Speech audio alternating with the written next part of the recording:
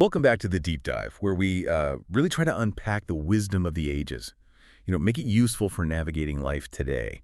And today, wow, we're not just looking at one thing, not a single text or philosophy. We're actually embarking on this, well, pretty ambitious journey, I'd say. It's panoramic, really. Across this huge landscape of human thought, spiritual inquiry, we've got this massive stack of sources here. I mean, ancient texts, modern thinkers, really profound personal stories. They're from all over the world, spanning, millennia. It's quite the collection, and what's really striking as you start to look through them is how these different voices, sometimes separated by centuries or continents, they echo each other. You find these incredible parallels, whether you're reading ancient Eastern philosophy or, modern Western psychology, these patterns emerge. Exactly. Patterns. That's the key. Mm-hmm. So our mission, if you will, for this deep dive is to pull out the most important bits, the real nuggets of knowledge and insight from this incredibly diverse pile. We're looking for those universal truths, right? Yeah. The surprising connections, those moments where you just go, aha. Mm. The ones that show how different traditions, even when they seem worlds apart, are often grappling with the same basic human stuff, the same questions, the same longings. Yeah, connecting those dots. It's about seeing the bigger picture. And hopefully, for you listening, this offers a kind of shortcut, a way to get, genuinely well-informed on this enduring human quest for meaning, for understanding who we are, and seeing how these old ideas still, they still hit home today. Absolutely. So, if you're ready to dive deep, to wrestle with some big questions, who are we really? What's the nature of reality? How do we live a meaningful life? Then let's pull back the curtain and really unpack what these amazing sources have to tell us. Okay, so right off the bat, a lot of these sources, they just throw down the gauntlet. They immediately challenge how we normally see things, like how we perceive reality, even how we perceive ourselves. It's almost like they're all saying, in their own ways, hey, hold on, don't believe everything you think you see or hear. It's a fundamental challenge, isn't it? Because we rely so much on our senses, our thoughts, to tell us what's real. And these texts are saying, well, maybe that's not the whole story, or even the right story. Yeah, exactly. Take conversations with God, for instance. It makes this really bold claim. Words are the least reliable purveyor of truth. Just stop and think about that. In our world, which is just saturated with words, information, opinions everywhere, this text says the main tool we use is, flawed for finding ultimate truth. It's quite provocative. And instead of words, what does it suggest? It says, listen to your feelings. Listen to your highest thoughts. Listen to your experience.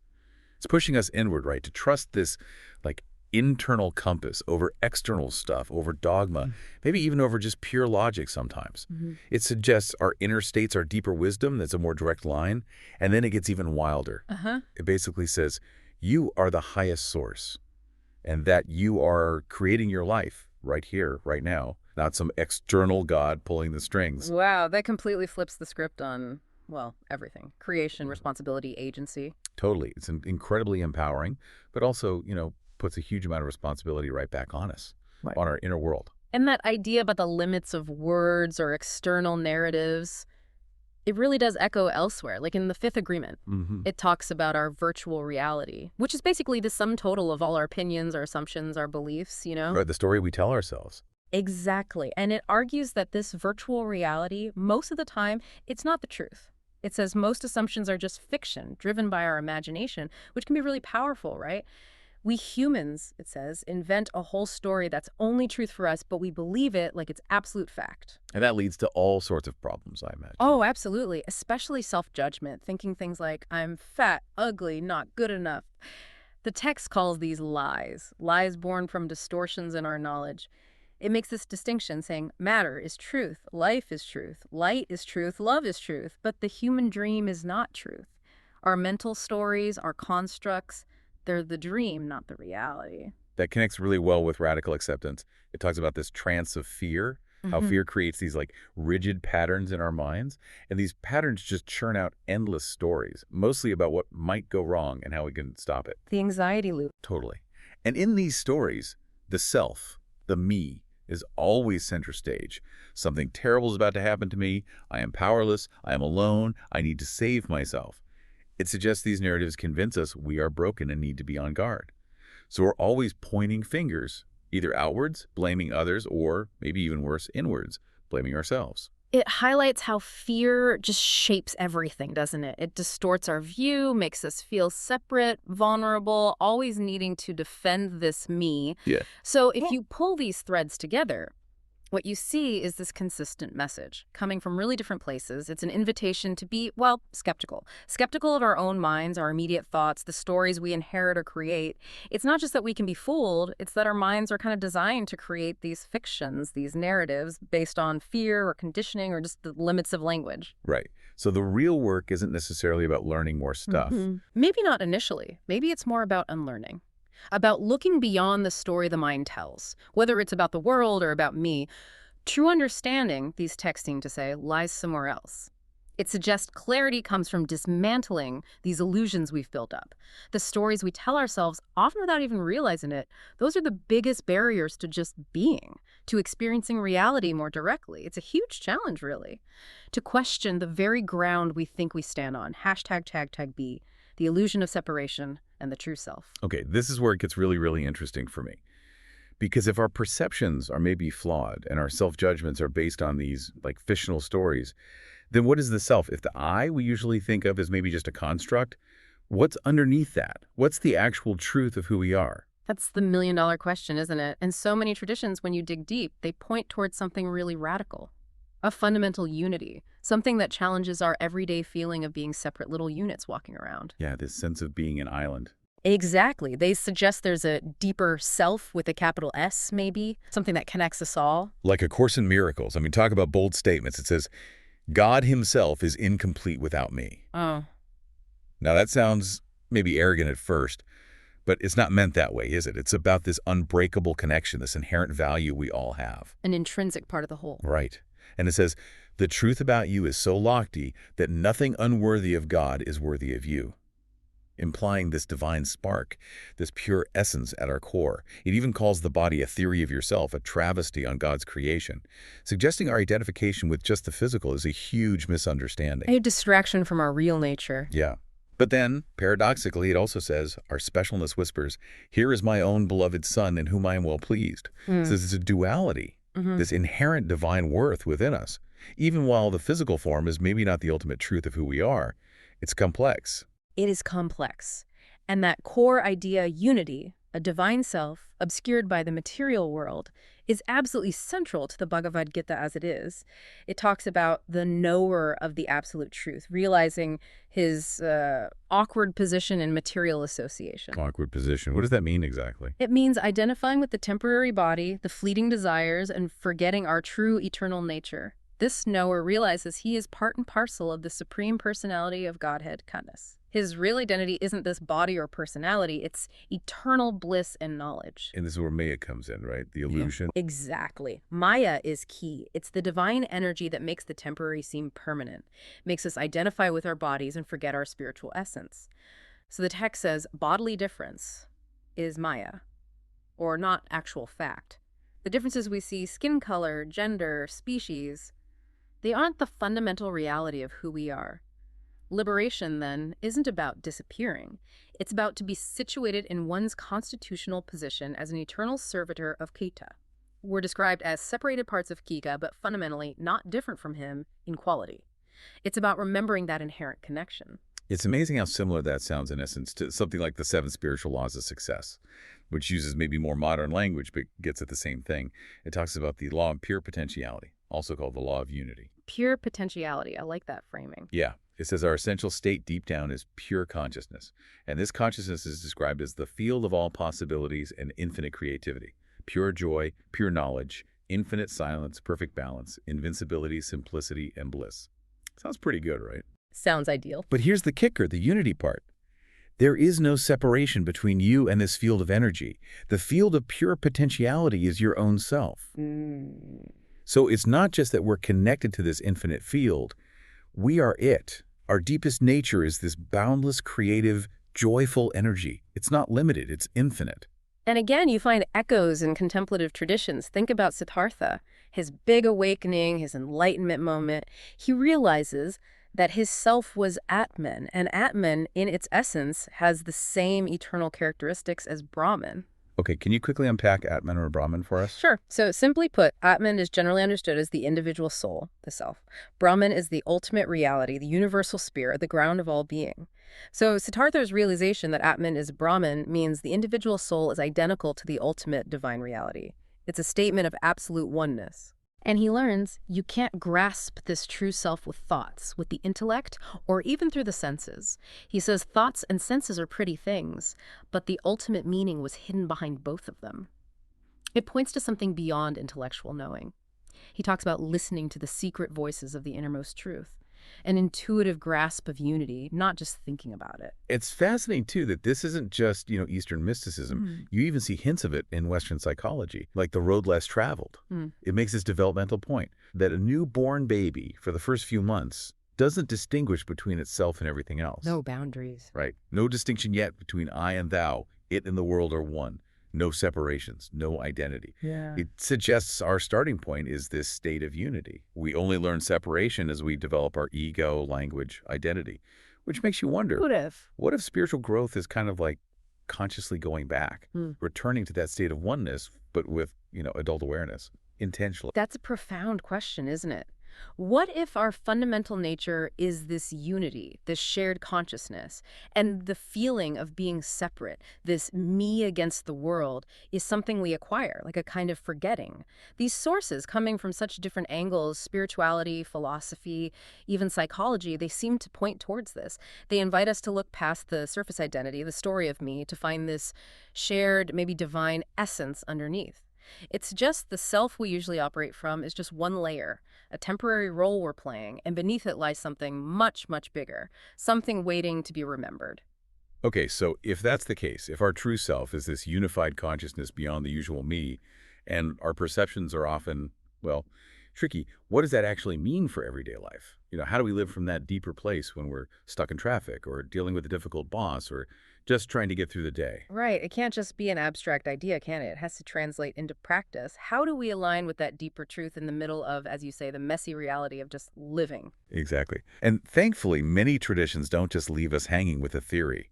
They offer really concrete guidance. Practices for managing our inner world, our minds, our reactions. It seems like this inner journey isn't passive at all. It demands effort, discipline, a conscious choice to steer our inner ship. Active cultivation. Precisely. Look at the Bhagavad Gita as it is again. It lays out a pretty detailed path for self-realization, heavily emphasizing inner control. It talks about cleanliness being essential, but not just physical bathing, although that's part of it. It's also internal cleanliness, achieved by constantly thinking of Ketna and chanting Hare Krishna, purifying the mind through focus. Mental hygiene, essentially. Yeah, that's a good way to put it. And steadiness, being really determined to make spiritual progress, sticking with it. And self-control, basically, not letting things into your life, physically or mentally, that pull you off the path. And it gets really specific about the senses. It calls the tongue the uncontrollable sense. Interesting focus. Why the tongue? Well, it controls both taste and speech, right? Yeah. Two major ways we interact with the world and often get led astray by desire or harmful words.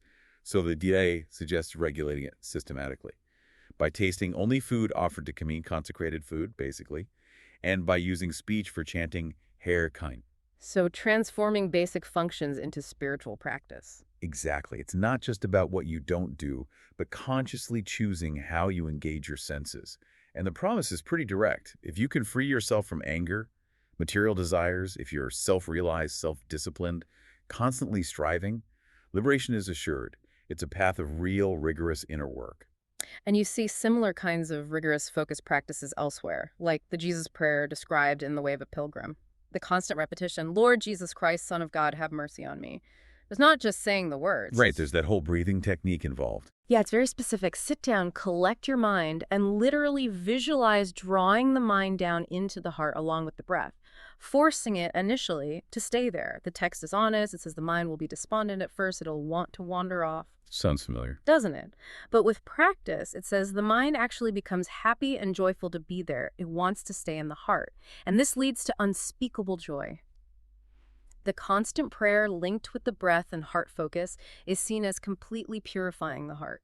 It's this deep integration of mind, body, and spirit through focused practice. Shifting gears a bit, but still on inner control, the untethered soul takes maybe a more psychological angle. It encourages learning not to be afraid of inner pain, Hmm. which is huge because our default is usually to run away from discomfort. Remember that. Absolutely. Avoidance is instinctive. But this says, don't fight it. Don't suppress it. Instead, try to see inner pain, rejection, fear, sadness as just a temporary shift in your energy flow, like clouds passing in the sky.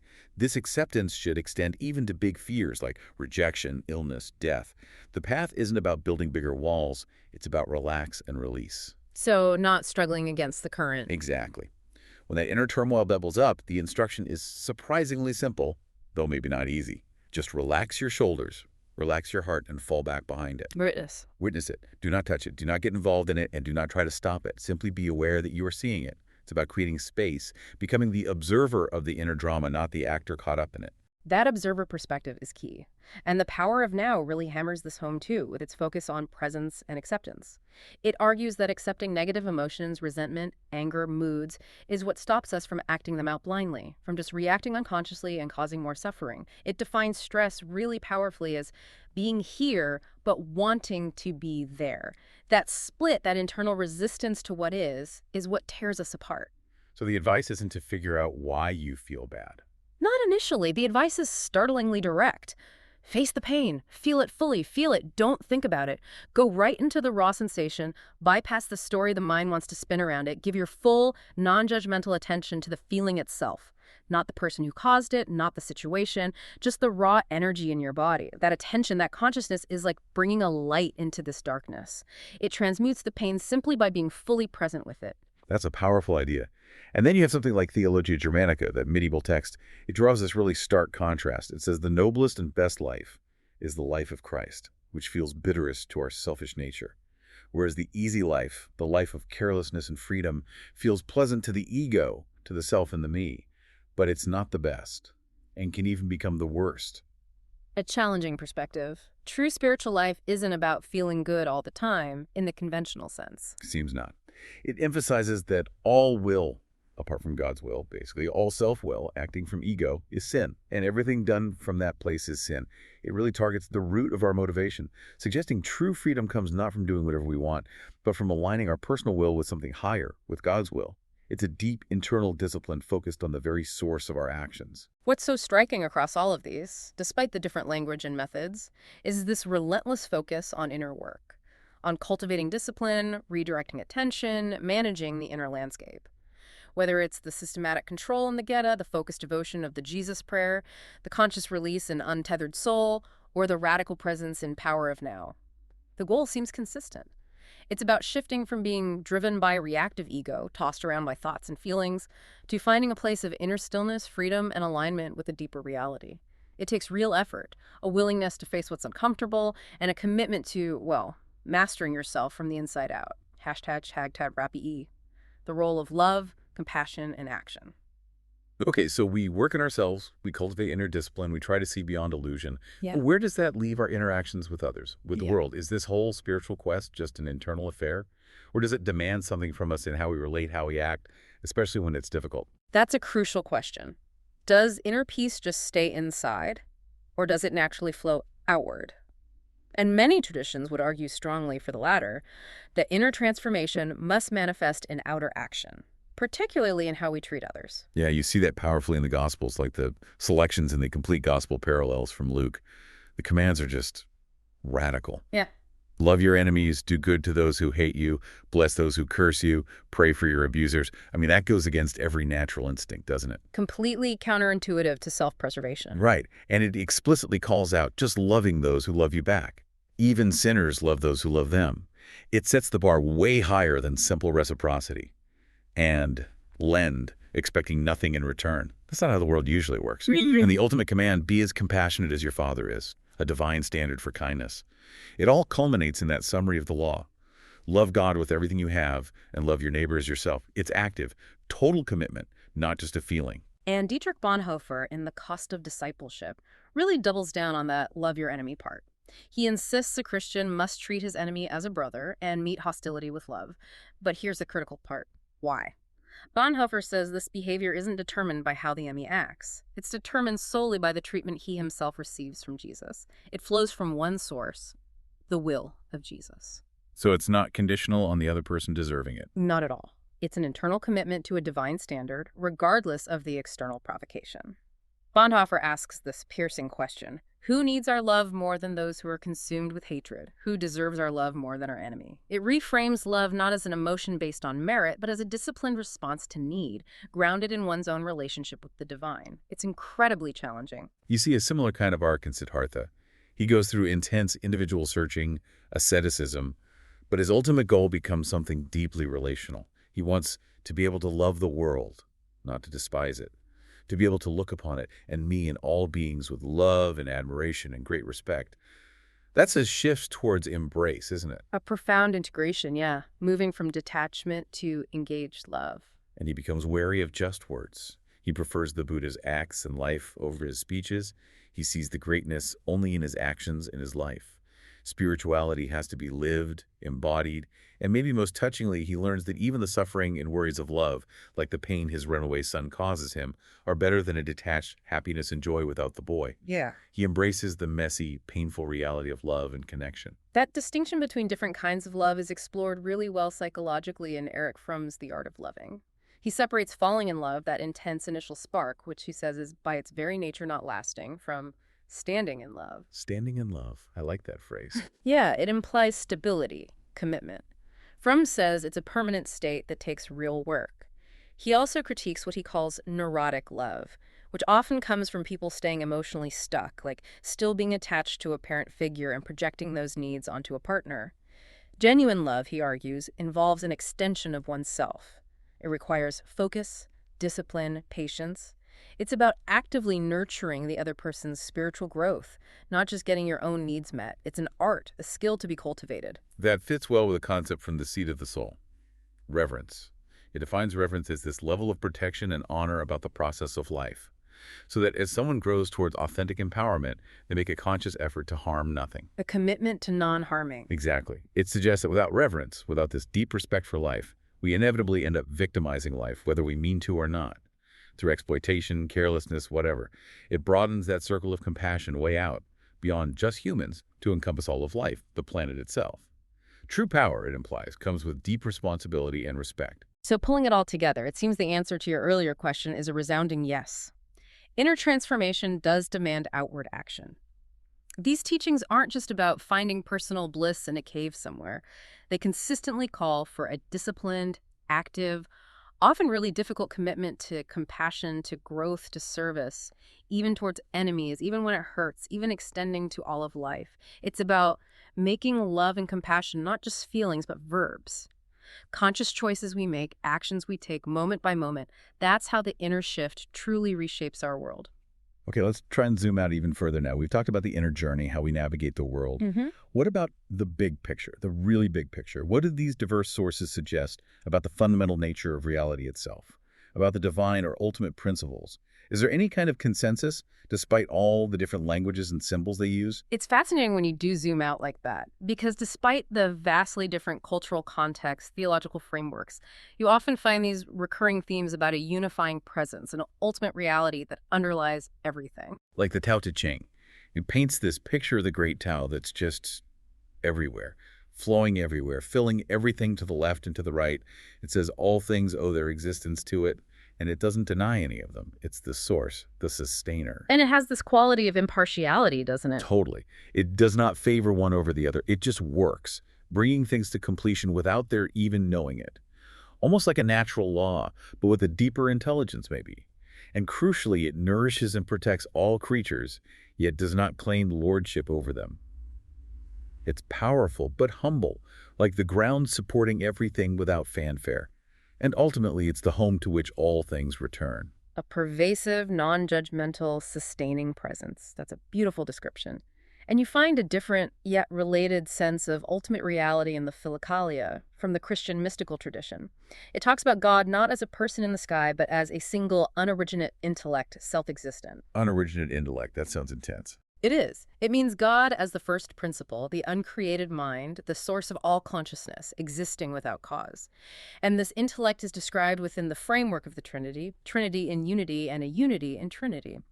It says, the divinity is without qualities, beyond our ability to define with finite words, simple and single. It emphasizes God isn't made of parts, not one thing and another thing. The unity, God's essential nature, and the Trinity, the mode of existence, the persons, are truly one and the same. It's trying to articulate an experience of divine reality that transcends our usual logic, pointing to this ultimate, unified source. And then the Bhagavad Gita gives us yet another perspective on divine presence, maybe more personal. It says, Narayan, the Supreme Person, is residing both outside and inside of every living entity. So God is both beyond us and within us, transcendent and He immanent. covers all the bases, yeah. He's present in both the spiritual and material worlds, omnipresent. And I love this paradox. Although he is far, far away, still, he is near to us, maybe far conceptually, but near experientially. Especially, it says, for the devotee. Someone with developed love for God can see him always, without cessation. Perception becomes a matter of love, not just sight. And Krishna is the supreme shelter, offering refuge. It combines the vastness of the divine with this deep personal connection. Then you have someone like Plotinus, the Neoplatonist, in the Enneads. He comes at unity from a more philosophical angle, focusing on the soul. He says the soul's job is basically to unify things.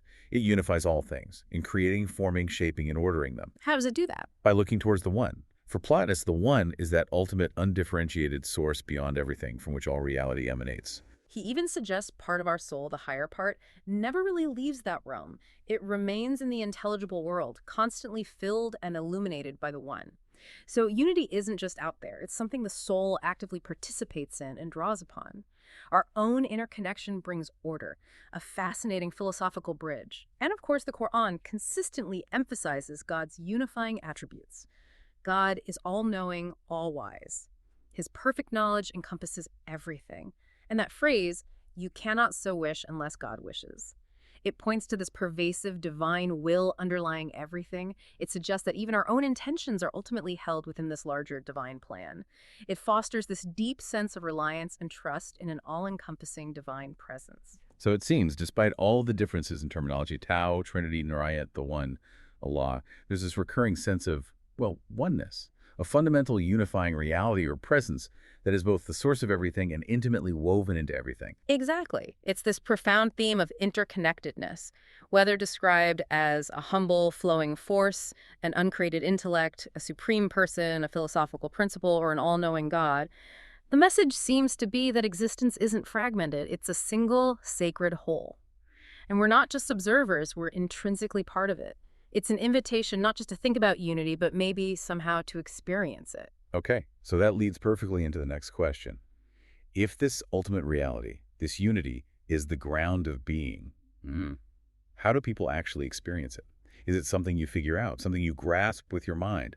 Or is it something else entirely, something that maybe bypasses the intellect altogether? That's where things get really mysterious, and often words start to fail. Many traditions describe an experience, a way of knowing that transcends our normal thinking process, our senses, even our language. Like in the cloud of unknowing. That title itself is pretty suggestive, right? It says flat out, love may reach to God in this life, but not knowing. It draws a sharp line between loving connection and intellectual understanding. Love over knowledge in that context. Yeah. And it warns that our understanding, even of spiritual things, is always mingled with some manner of fantasy. Our minds project onto it, which makes our attempts to grasp God intellectually unclean or impure. So the path isn't about having clever thoughts about God. It's about moving beyond subtle thoughts. When the mind, the memory, is empty of everything, bodily or ghostly, and focused only with the self-substance of God. Then it says, thou art above thyself and beneath thy God. It points to this direct, non-conceptual knowing, achieved by emptying the mind, by pure, loving attention, without the interference of the thinking self. St. John of the Cross in Dark Night of the Soul describes something very similar, though using different imagery. He talks about the soul becoming enlightened in the midst of all this darkness. But this darkness isn't bad. It's the absence of ordinary understanding, the purging of attachments. He calls the resulting insight a mystical intelligence that flows into the soul. And it produces a state of serenity and simplicity which are so delicate and delectable that no name can be given to them. It's beyond words, beyond normal feeling. And paradoxically, he says during this dark night, the soul often feels it can't connect in the usual ways. It can't feel affection, can't pray easily. Right, it's like the old ways of relating have to fall away to make space for this direct, unmediated encounter. The usual spiritual props are removed. It's an emptying process, preparing the soul for something entirely new, something beyond familiar forms. William James, the psychologist and philosopher, looked at tons of these accounts in The Varieties of Religious Experience. He noted that in the highest mystical states, imagery may fall away entirely. The experience becomes insusceptible of any verbal description. Ineffable. Exactly. He quotes St. John of the Cross again, saying the soul in this state finds no terms, no means, no comparison to describe the wisdom and feeling. It's not clothed in the usual images, which our mind makes use of. It's like trying to explain color to someone born blind. But James emphasizes, despite being indescribable, this mysterious and sweet-tasting wisdom comes home so clearly to the inmost parts of our soul. It's known deeply, profoundly, even if it can't be spoken. And the Philokalia echoes this again. It says, when the intellect, driven by intense love for God, goes out of itself, that's ecstasy. It loses sense of itself in all created things. The analogy used is powerful. When the intellect is illumined by the infinite light of God, it becomes insensible to everything made by him, just as the eye becomes insensible to the stars when the sun rises. Wow, the divine light just overwhelms everything else. Completely. It's described as a direct experience of God on a level above intelligence, a knowing that bypasses the rational mind entirely, a direct encounter that makes ordinary perception seem pale, almost irrelevant. It's a surrender of the finite to the infinite. So, putting all this together, if this ultimate reality, this experience is beyond words, beyond concepts, beyond our normal way of knowing, how do we even approach it? That's the crucial question these texts grapple with, and the answer consistently seems to lie in paradox, in darkness, in unknowing, in letting go. It's about radically releasing our grip, letting go of our need to define, to categorize, to understand intellectually, cultivating an inner silence, a deep humility. It's about being willing to step beyond the familiar structures of our own minds and open ourselves to a presence that can only be received, not manufactured or grasped. It requires shedding, unlearning, allowing ourselves to be met by something far greater than our concepts can contain. #tag outro. Wow. We have covered a lot of ground today, journeying through these incredibly varied landscapes of thought, questioning perception, the illusion of separation, exploring intense inner disciplines, the active practice of love and compassion, and finally touching on the indescribable nature of divine presence. What really stands out again and again is how these different voices across time and culture seem to converge on such similar core insights about this human quest for meaning. It's truly remarkable, isn't it? From the Bhagavad Gita's ancient wisdom to Christian mystics plumbing the depths of the soul, from Taoist philosophy to modern spiritual psychology, there's this consistent thread. An invitation, really. Look deeper than the surface. Cultivate inner awareness. Recognize this underlying unity, this reality that's both within you and all around you. And the path, so often, involves this profound act of letting go of the ego's grip, letting go of fear, letting go of the limiting stories and beliefs we hold on to so tightly. It's less about adding more and maybe more about uncovering what's already there. Which brings us to a final thought for you, our listeners, something to maybe chew on. Building on everything we've touched on today. If ultimate truth, if liberation isn't found by piling up more knowledge externally or by perfecting rituals, but actually through a kind of radical unlearning, through letting go of what we think we know, letting go of our clinging self-will, letting go of the fears that keep us trapped, then what unlearning might be the most vital, maybe the bravest step for you to take on your own unique path toward deeper understanding? Join us next time on Deep Dive for another exploration into the heart of knowledge.